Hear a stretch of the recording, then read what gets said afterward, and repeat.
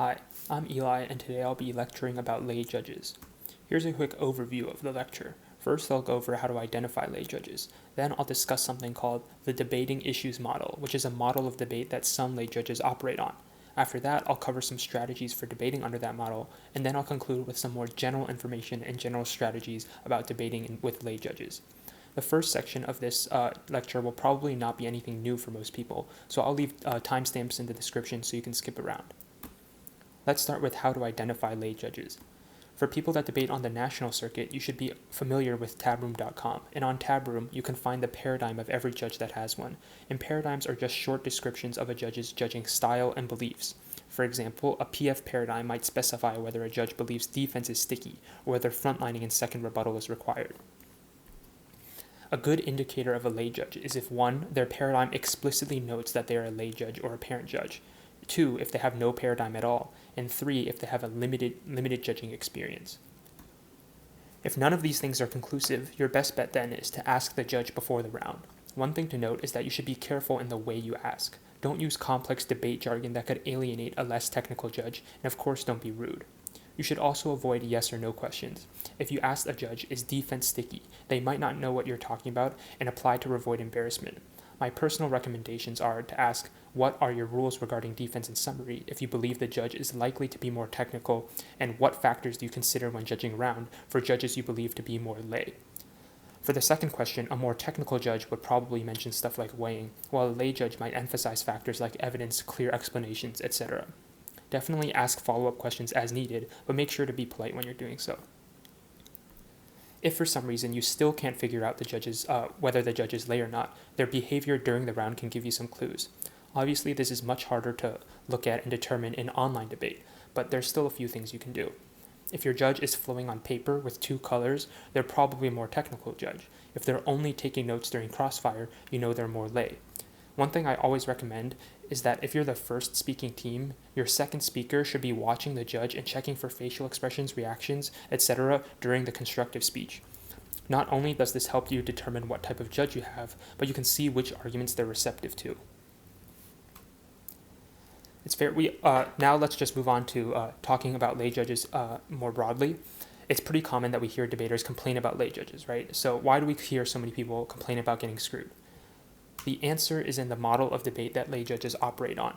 I've talked about the offense-defense model in previous videos, but to recap real quick, in the offense-defense model, offense is a reason to vote for you, and defense is a reason not to vote for your opponents. Ignoring presumption, it is impossible to win without offense.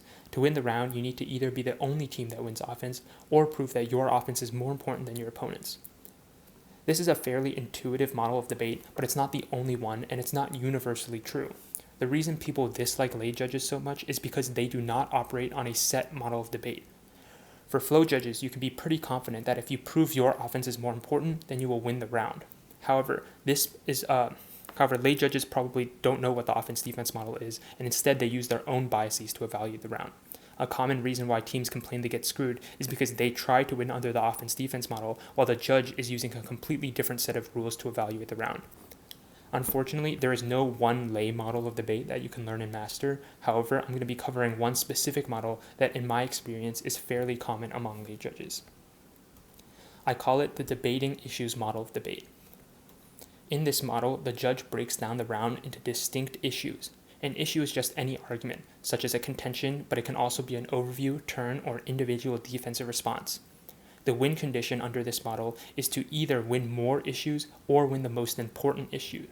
This varies from judge to judge. I've had judges that like weighing and comparing issues and vote for the most important issues, but on the other hand, I've also had judges that literally count up the number of issues that each side has won and vote that way. So how do you win an issue? If an issue is an argument that you have made, such as a contention in your constructive, you win it by frontlining and extending it effectively. If the issue is an argument your opponent's made, all you need to do is refute it effectively. What's different about this model of debate is that you can win off of defense. If you have a compelling response to your opponent's contention, many lay judges that operate under this model will be completely fine voting for you off of that response. So, I have a few key strategies to share. The first is to emphasize drop defense. most likely your opponents will collapse and not extend some arguments. Those are all conceded defensive arguments. If you think that a response to a dropped argument is good, you should still extend it. Just be careful with how you do this. If your opponents drop an argument because you dumped 8 responses on it, the judge probably won't have caught them all. Only bring up drop defense if you think the response is intuitive and compelling. So your two-pronged non-unique about inflationary pressures probably isn't the best one to go for. The second strategy is to frame defense as a reason to vote for you. For example, you can say, there are fail-safe mechanisms that prevent nuclear miscalculation, so we win on this argument. Of course, that defensive response is not an actual reason why your world is preferable, but a lot of judges don't operate on that model. They don't think that way. A lot of the time, lay judges just want to see which team can do a better job of countering arguments. So you can take it a step further and say, fail-safe mechanisms prevent miscalculation, so the best way to stop nuclear accidents is to vote pro. Even though this isn't technically true, it frames every issue as a reason to vote for you in the judge's mind. Finally, is to be careful when you are collapsing. Just to be clear, I think that you should still definitely collapse and narrow the second half of the debate to 1 or 2 key issues, but you need to be strategic with how you frame it and how you use your language. It's not the best idea to collapse by just not mentioning one of your arguments ever again. It's better to phrase your collapse as you want to focus on the most important issues. You can say something like, our argument about the environment is the most important in the round because of X, Y, and Z reasons, or we agree with our opponents that the economy will be okay, so instead we should focus our efforts on preventing war. Those phrases signal that you haven't been beaten on an argument necessarily, but you're instead focusing on more important issues. Moving away from the debating issues model specifically, I want to talk about lay judges and how they operate more broadly. Do you ever notice that in a lay RFD, the judge will make vague comments like, I vote pro because their arguments were more convincing, or I like the con team's evidence, so I voted for them? That's probably because the debaters in the round did not make the round accessible enough to the judge, so the judge feels pressured into BSing an RFD. One strategy to avoid losing from this is to frame your speeches around these common lay voting issues. For example, in summary, you can say, there are 2 reasons to vote pro in this round. The first is better evidence, and then go on to explain how your arguments are backed by more recent, more qualified sources. Another strategy is to make sure your judge is able to access the round and understand what's going on.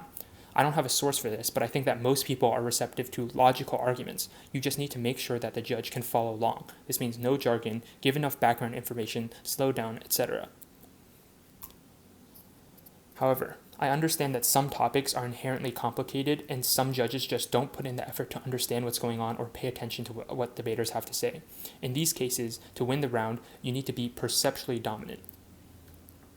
Something to keep in mind is that the judge is almost always right. At the end of the round, the judge still has to go on tab room and select a winner and click submit. Even if they didn't understand a word of the debate or they were distracted the whole time, they still chose a team for a reason. This could be because one team explained their arguments better, it could be because one team asked a really good question in Crossfire, or it could just be because they dressed better. But ultimately, the judge votes for a reason. Even if they don't know the reason themselves, there still is one. One quick note is that when I say the judge is always right, I do want to acknowledge that there are problematic judges that will vote on things like gender or race, which is obviously not acceptable. In those cases, I don't think there's a lot the debaters can do, so this advice applies to rounds where the judge isn't like that. So, with that in mind, I think the most effective way is to just give the judge a clear reason to vote for you. And the easiest way to do it, and the most simple thing you can do, is to just be likable. Throughout the round, make sure you're polite to everyone that's involved in participating. Don't yell in Crossfire. Be kind to your partner. Don't call for too many cards because a lot of judges find that annoying. Ask the judge about their day before the round starts. Say something nice to your opponents. The list goes on. If a lay judge has zero idea of what happened in the round, they might just default to the team that they liked better. Just make sure you are that team at the end of the round. This is actually true for flow rounds too. Nothing on this slide will decrease your chances of winning a round. If a person likes you enough, they'll probably find a way to make you win. At the very least, you'll get good speaks. The second way to increase your chances of winning is to be more perceptually dominant, because if the judge doesn't understand the content of the debate, how the arguments are presented becomes much more important. While there are a ton of ways to increase your perceptual dominance, for the sake of time, I just want to go over 2. The first is to demonstrate knowledge and preparedness. One thing you might have noticed about the debating issues model is that it emphasizes clash. Every single argument where the pro and con clash is a voting issue. This is because lay judges don't think of debates as enacting policies, and they definitely don't think of debate as a game. Instead, they vote for the team that they think presented and defended their arguments better because most lay judges view debate as primarily an educational activity. They want to see that judges have learned something new and were able to apply their knowledge. So if you want to win, just show them that you've learned something new and that you were able to apply your knowledge effectively. Some easy ways to do this are to cite historical examples, be extremely familiar with your evidence, and to ask good questions in Crossfire. Let's go over each one of those things specifically. Starting with citing historical examples. These are good because, number one, they show you've done your research, and two, provide a way for the judge to understand and visualize your argument. For example, if you're debating the no first use topic, if your argument is South Korean proliferation, you can talk about the last time South Korea tried to build a nuclear weapon and their motivation for doing so. Or you could talk about the last time that Obama tried to pass a no first use and how South Korea was against it. Second is to be familiar with your evidence and your opponent's evidence. It never looks good if you're unable to explain your evidence, so make sure you can cite specific figures and warrants and explain why your authors are making their claim. Also, if you can indict a piece of evidence, that can be extremely valuable because it shows that you've done your research and that the research you've done is of higher quality than your opponent's. Finally is to ask good questions in Crossfire. This is probably an entire video on its own, but if you can ask questions that trip up your opponents, that looks good for you. One thing is that if you're having trouble coming up with questions, I would recommend taking whatever blocks you plan on reading in rebuttal and turning some of them into questions to ask during Crossfire. It also helps to ask follow-up questions as long as they have a point.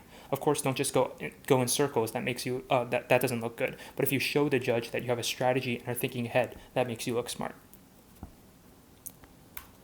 Another way to increase your perceptual dominance is to sound nice. I think that the best and most undervalued way of making your speeches sound pretty is by using lay phrases. You should have a collection of cool sounding phrases to use during Crossfire speeches. Some examples that I've come across are, their argument looks great on the surface, but the devil is in the details, or voting for them is like taking a shot in the dark. These are just things that I've come across like my everyday life. If you hear someone say a cool phrase on TV or something, make a note of it and see if you can work it into a debate speech.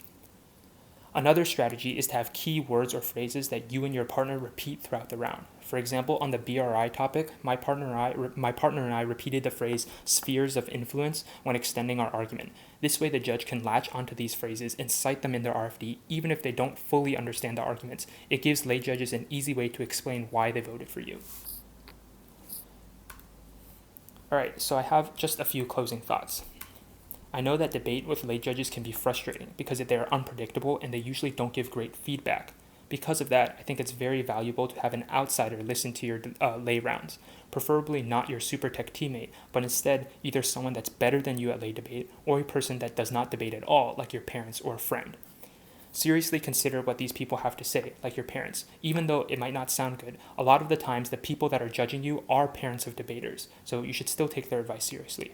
Keep practicing, and good luck to everyone with the second half of the season.